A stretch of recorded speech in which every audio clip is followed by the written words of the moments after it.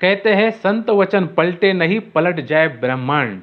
संत के जो वचन होते हैं वो सत्य होते हैं, वो किसी भी हाल में खारिज नहीं हो सकते हैं। संत वचन कभी भी झूठे नहीं हो सकते हैं, वो सत्य ही रहेंगे। आपको जैसे मालूम है कि संत रामपाल जी महाराज एक स्वच्छ समाज, एक स्वच्छ भारत निर्माण के कार्य में लगे हैं और उनके नियमों पर उनके शिष्य चल रहे हैं। संत रामपाल जी महाराज ने ऐसे नियम बनाए हैं जो एक स्वच्छ समाज और एक सुंदर भारत के लिए बहुत ही आवश्यक है। वो नियम क्या है और कौन से नियम है जो संत रामपाल जी महाराज जी के, जिसे सरकार नए साल 2025 में लागू करने जा रही है, इसके बारे में इस वीडियो के माध्यम से हम जानेंगे। तो वीडियो को पूरा देखें।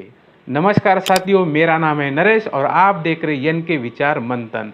साथियों, संत रामपाल जी महाराज ने जो नियम बनाए हैं वो वाकई उनकी आवश्यकता आज हमारे देश को नहीं बल्कि पूरे विश्व को है। लेकिन उनके नियमों पर चलने वाले कितने लोग हैं और वो कौन से नियम है, इसके बारे में आज हम जानने वाले हैं। हमारे देश के अंदर, हमारे समाज के अंदर ऐसी कुप्रथा, ऐसी परंपरा, ऐसे व्यभिचार चले आ रहे हैं जिससे हमें कभी लगता है कि हम मानव है या राक्षस है। और इतने सारे धर्मगुरु होने के बावजूद भी, इतने सारे उनके शिष्य होने के बावजूद भी इसे थमने का नाम नहीं ले रहा है। लेकिन दूसरी तरफ हम देखेंगे तो संत रामपाल जी महाराज दिन रात कार्य में लगे हैं और वो एक स्वच्छ समाज निर्माण का कार्य कर रहे हैं और उनके शिष्य भी इस बात को मान रहे हैं कि संत रामपाल जी महाराज जो बता रहे हैं, जो नियम वो बता रहे हैं, उनको हमें फॉलो करना ही करना है। ये बिल्कुल अति आवश्यक है। हमारे देश के अंदर धर्मगुरु की कोई कमी नहीं है। अगर इन धर्मगुरुओं ने ठानी तो एक भारत, स्वच्छ भारत निर्माण में कोई देरी नहीं लगती। लेकिन ये धर्मगुरु बताते भी नहीं है और इनके शब्द में शब्द शक्ति भी नहीं है, जिसका असर लोगों पर बिल्कुल भी नहीं दिखाई देता है। लोग एक तरफ तो भक्ति करते हैं लेकिन दूसरी तरफ ये व्यभिचार भी करते हैं, ये चोरी भी करते हैं, ये नशा भी करते हैं, ये एक दूसरे को गाली भी देते हैं। लेकिन संत रामपाल जी महाराज इस बात के खिलाफ है। वो अपने अनुयायियों को शक्ति देते हैं कि अगर आपसे नियम का पालन होता है तभी आपने मेरा चेला बनना, वरना कोई आवश्यकता नहीं है। आप अपना भी समय बर्बाद ना करें और मेरा भी समय बर्बाद ना करें। साथियों, पहले जान लेते हैं कि संत रामपाल जी महाराज जी के वो कौन से नियम है जिसके कुछ नियम सरकार आने वाले 2025 से लागू करने वाली है। तो पहले हम संत रामपाल जी महाराज जी के नियमों के बारे में चर्चा करते हैं और वो साथ में संत रामपाल जी महाराज ये भी बताते हैं कि ये नियम आपको करना पड़ेगा, तब आपको इससे क्या फायदा होगा और इससे क्या हानि होगी। तो पहले जानते हैं कि उनके कौन से नियम हैं। तो संत रामपाल जी महाराज जी का जो पहला नियम है जो अति आवश्यक है वो है किसी भी प्रकार की नशा नहीं करना। आप कहते हो कि नशा, तो नशा लोग समझते हैं कि दारू पीना नशा है या भांग पीना नशा है या अफीम लेना नशा है। लेकिन लोग इसे तो छोड़ते लेकिन तंबाकू नहीं छोड़ पाते। क्या तंबाकू कोई नशा नहीं है? तंबाकू के वजह से हमारे को कितने सारे लोगों को कैंसर हो रही है और हमारा मुंह भी कितना खराब होता है और हम कहीं पर भी थूक देते हैं और वहाँ पे गंदगी करते हैं। तो क्या तंबाकू खाना ठीक है? लेकिन संत रामपाल जी महाराज कहते हैं कि तंबाकू खाना तो दूर, इससे आप बेच भी नहीं सकते। अगर आपकी कोई किराना दुकान है तो आपको तंबाकू बेचना भी नहीं है, मतलब आपको तंबाकू को हाथ भी नहीं लगाना है। अगर आपको ये मेरे नियम पसंद है, अगर आपको ये कबूल है, तब मैं आपको दीक्षा दूंगा। तो संत रामपाल जी महाराज जी का ये जो नियम है कि किसी भी प्रकार की नशा नहीं करना है और नशे का सामान भी नहीं बेचना है और किसी को लाके भी नहीं देना है। उनका दूसरा नियम है व्यभिचार। आज हमारे देश में हमारी महिला, हमारी बेटी सुरक्षित नहीं है। क्यों नहीं है?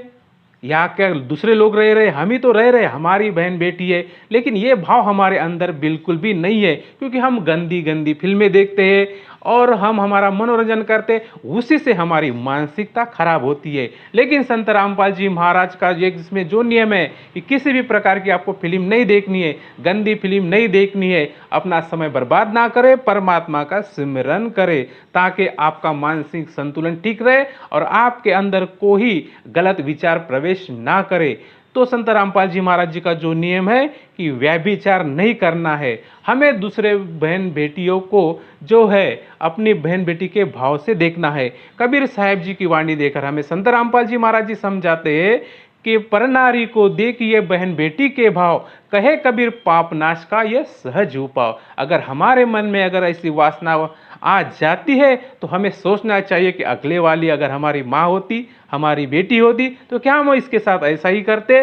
तो हमें ये समझना है कि अगले वाली जो माँ बेटी है वो हमारी बहन बेटी है, और ये भी तो परमात्मा की संतान है, हम तो सभी की परमात्मा के संतान है। अगर हम दूसरों के साथ गलत करेंगे तो क्या वो परमात्मा हमें माफ करेगा? क्या हमें वो मोक्ष देगा? क्या वो हमारी मदद करेगा? बिल्कुल भी नहीं करेगा। लेकिन ये हमारे मन में आता ही क्यों नहीं, समझ में नहीं आता। अरे हम सब एक परमात्मा के बच्चे हैं, तो किसी से हम झगड़ा क्यों करें, किसी को बुरी नज़र से क्यों देखें। लेकिन संत रामपाल जी महाराज जी कहते हैं अगर आप ऐसा गलत काम करोगे तो आप कभी भी मोक्ष प्राप्त नहीं कर सकते हैं। अगर आपको ये नियम मंजूर है तभी मैं आपको दीक्षा दूंगा। संत रामपाल जी महाराज के बहुत सारे नियम हैं, लेकिन हम कुछ नियमों की यहाँ पर चर्चा करेंगे, जिसमें से कुछ नियम जो है सरकार लागू करने वाली है।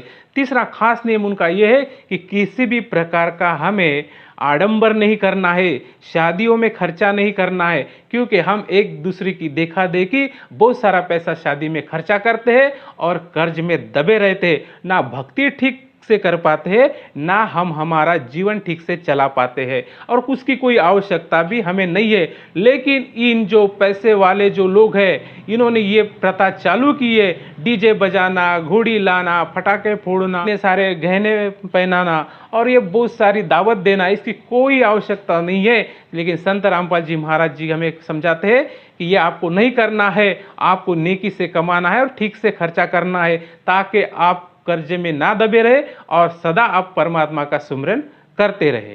तो इसलिए संत रामपाल जी महाराज मात्र 17 मिनट में जो गुरुवाणी है होती है, उसमें लड़का लड़की की शादी हो जाती है, जिसमें 1 रुपया भी खर्चा नहीं होता है, जो आज एक स्वच्छ समाज निर्माण के लिए बहुत ही आवश्यक है।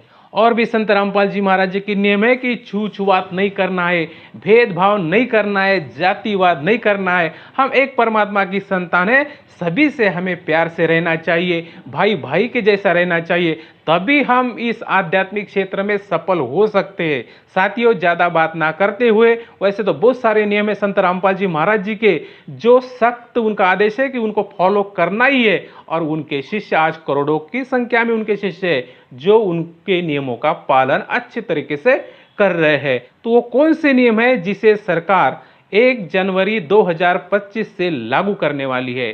तो उनका जो एक नियम है कि किसी भी भिखारियों को भीख नहीं देना है। लेकिन हमारी भारतीय संस्कृति कहती है कि अतिथि देवो भव, अगर हमारे दरवाजे पर कोई आता है तो भगवान समान है, तो क्या हम भगवान को खाली हाथ भेजे? नहीं, ऐसा भी नहीं है। अगर कोई हमारे दरवाजे पे कुछ मांगने के लिए आता है तो हम उसे खाना खिला सकते हैं, हम उसे दूध दे सकते हैं, हम उसे चाय कॉफी पिला सकते हैं, लेकिन उसे पैसा हमें बिल्कुल भी नहीं देना है। अगर हम उसे पैसे देंगे तो उस पैसे की वो शराब पिएगा और शराब पीकर घर जाके झगड़ा करेगा। तो क्या हमारा दिया हुआ पैसा पुण्य में जाएगा? बिल्कुल भी नहीं जाएगा। अगर वो सच्चा भिखारी है, अगर उसकी हालात वैसी है, भीख मांगने पर वो मजबूर है, तो हम उसे खाना दे दे, बाकी पैसा किसी को भी हमको नहीं देना है। हम पैसा दे रहे, इसकी वजह से भिखारियों की संख्या दिन ब दिन बढ़ती जा रही है, और फोकट में अगर मिल जाए किसी को तो मेहनत क्यों करे? फिर वो ना भक्ति करता है, ना वो काम धंधा करता है, सिर्फ भीख मांगता है और हराम के पैसे से फिर वो नशा करता है और अपना जीवन बर्बाद करता है, जिसके लिए हम खुद जिम्मेदार होते हैं। तो यही नियम जो है केंद्रीय सामाजिक न्याय संस्था जो है उन्होंने चालू किया है, 1 जनवरी 2025 से चालू होगा, और एक भिखारी मुक्त भारत, एक भिखारी मुक्त शहर बनाने के लिए इस मुहिम की जो शुरुआत है वो MP इंदौर से चालू हो गई है। अगर कोई आदमी भिखारियों को भीख देते हुए पकड़ा गया तो उसे जाना पड़ेगा जेल। आप अगर समझे कि हम पुण्य कर रहे हैं, तो नहीं, ये पुण्य आपको जेल में डाल सकता है। इसके बारे में जो प्रशासन को जो है अलर्ट किया गया है, अगर MP में या इंदौर में इसकी शुरुआत हो गई है। कोई भी आदमी भिखारियों को भीख देगा तो उसे सजा हो सकती है। इसके बारे में कलेक्टर साहब ने क्या कहा है, आप उसे भी सुन लीजिए। ख़ास तौर पर कोई बच्चा अगर भीख मांग रहा है या किसी भी सामान की बिक्री कर रहा है, तो अगर हम लोग उससे कोई सामान खरीद रहे हैं या उसको भीख दे रहे हैं तो ये कानूनन अपराध की श्रेणी में आता है। ऐसे भीख देने वालों के खिलाफ भी हम लोग कार्रवाई करेंगे। और भिक्षावृत्ति में संलग्न जो बच्चों के अलावा दूसरे भी लोग हैं, अगर उनको भिक्षा दी जाती है तो निश्चित रूप से ये भिक्षावृत्ति को प्रमोट करने का कार्य है। तो ऐसे व्यक्तियों के विरुद्ध भी अब कार्रवाई हमारी चालू होगी। इससे संबंधित साइनेजेस हम लोग लगाने वाले हैं।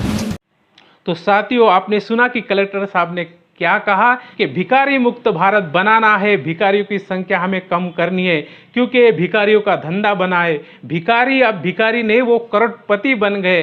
कुछ कुछ भिखारियों के लड़के भी बैंक में काम कर रहे हैं। कुछ भिखारी जो है अपना घर बना के किराए पर दे रहे हैं।